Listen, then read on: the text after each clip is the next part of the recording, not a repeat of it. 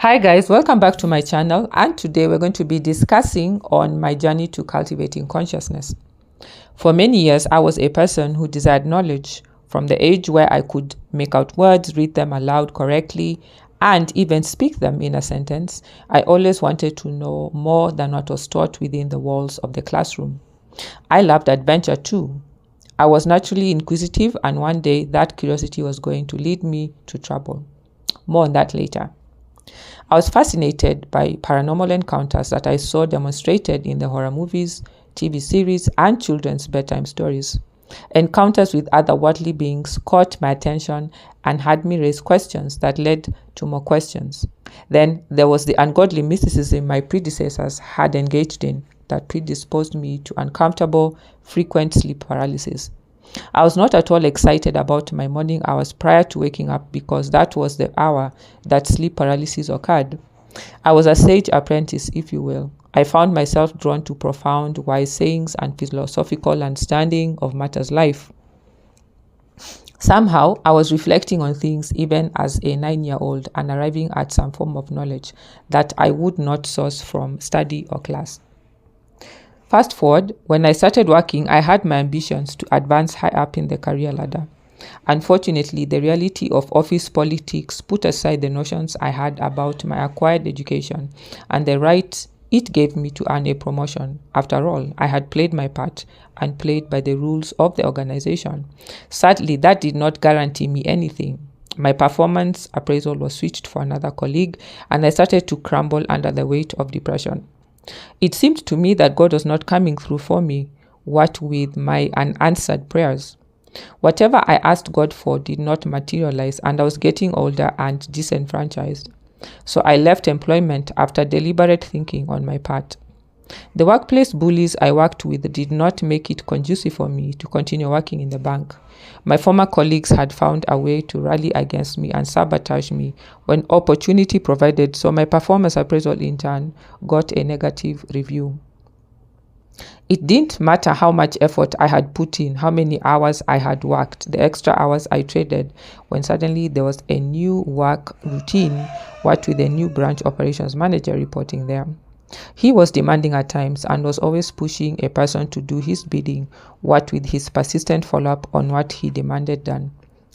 Anyway, my colleagues, well, some of them found ways of sabotaging my performance, omitting to tell me something important I needed to do in the daily branch operations and feigning forgetfulness. My role as a vault custodian was a sensitive one, and it did not excuse ignorance. There were things I had to know, and some of my colleagues strategically omitted to share that information I needed with me. The sabotage was getting worse with each passing day, so I knew by premonition or a sense of foreboding that I would be scapegoated for something that would cost my reputation and eventually my job. I debated within myself as to whether being unemployed was the only alternative, but my sense of foreboding, that unsettling bad feeling, kept getting worse, and I had to go with that lead even though it didn't make sense. Years later, I lost another job, same scenario, different cast. Workplace bullying and sabotage, and I was angry, confused, and vengeful.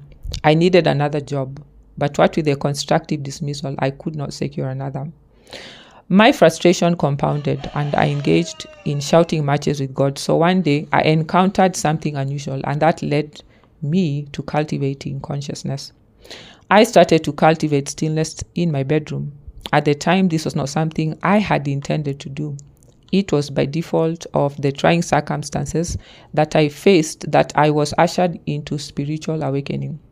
Progressively, I gleaned from other televangelists what I could. I cultivated what they had presented or pressed into what with their testimonies of their breakthrough in an area that was initially a challenge to them. I did the fasting, the study of scripture, the customized fasting, the sleeping with scripture playing in the CD player, the decreeing of certain Bible verses. I did it all. I did all they did. I was desperate. I was in my 40s and with nothing to brag about, no money, no job, no husband, no children. However, as wounded as my ego was, I was determined to do things God's way. I didn't want to cultivate consciousness in the idols my parents had consulted. I saw how temporary the success they secured was. I saw how they ended up worse, what with my father dying as a result. So I could not do it, even with the taunting, the embarrassment, the struggle, and the unsettling feeling my psychological pain generated. So I pressed and pressed in the secret place. I gleaned from the book of Proverbs for a time and then decided to dwell there for longer. I started with 6 months, then I continued. I soldiered on, even though at times, on certain days, I could feel discouragement weigh me down. This was all I had left. I kept opening the book chapter by chapter, day after day, and engaging in meditation. I would ask God questions, then God would answer back. I was so persuaded about cultivating an atmosphere in the secret place more than pursuing things that I needed. I wanted answers. Then I slowly began to realize that I was breaking into another dimension that was rarely spoken of in mainstream churches. I continued to engage with God in the secret place. Then I started to become aware of other beings and their visitations. Angels who I cannot see, but I can discern whenever they would alight in my bedroom. The more they came, the more I was becoming enlightened. Yeshua himself would come when I called out to him, even in the little conviction I had that he was very much alive and real. And the presence of heaven started to show up in unprecedented ways. My body started to feel certain sensations I had previously not felt in my many years of being a bold proclaimed Christian. The sensations did not dial down or wane. The chills were so regular. I had to ask Yeshua often, what is this? Why do I feel a certain way when I arrive at the secret place? I still pressed into scripture. See, I did not want to make the mistake of immortalizing events and idolizing supernatural experiences and have nothing to show for it. I wanted to be like Governor Daniel, like Governor Joseph, godly mystics who were relevant in the marketplace, not braggadocious mystics who visited heaven and are no earthly good. They cannot come up with strategies to deal with the forthcoming famine. All prayed up and unable to tell Nebuchadnezzar, the Babylonian king, what the exact dream was and what it meant. I wanted to be mystical and relevant in the marketplace. I still do. This pushed me to press even more and dedicate more time with God, with Yeshua, and with Ruach HaKodesh. I studied their names, what they meant, how they came to be, and why the biblical heroes called out to them with those specific names and titles.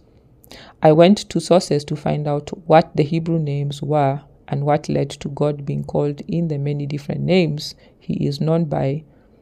But this time I wanted to know for myself. Eventually, I started to become more aware. I even became self-aware, which was uncomfortable.